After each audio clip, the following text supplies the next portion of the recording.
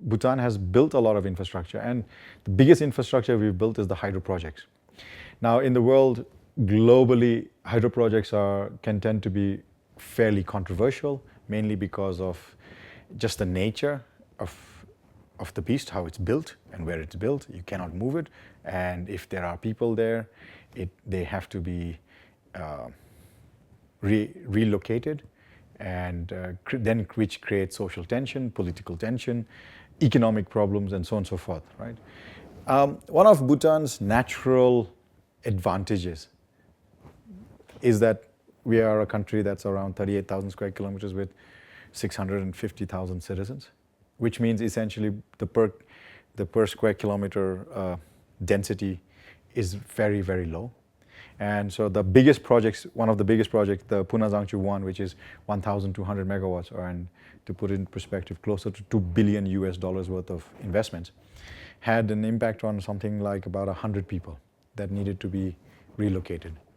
So our size and lack of population has in many ways limited the negative effects that you see with major infrastructure projects in whether it's China or in India or anywhere else in the world, and why these projects become controversial. It takes time. In Bhutan's case, it's 100 people. They were fairly well compensated. They've been given jobs, they've been given monetary compensation, and they've been given electricity. I mean, they get a small number of units per year, and it goes on for many years. So the compensation has been fairly good.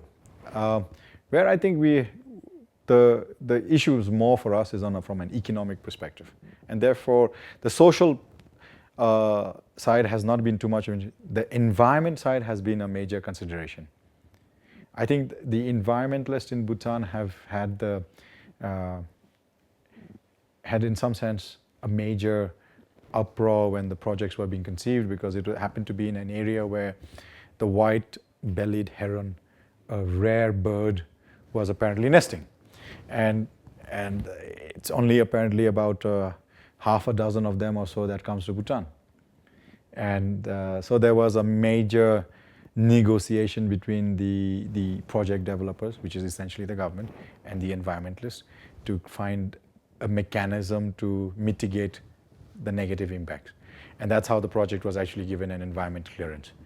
But other than that, I mean, the biggest other problem is what I was talking about, the rupee crisis. It was more a financial mismanagement of our reserves.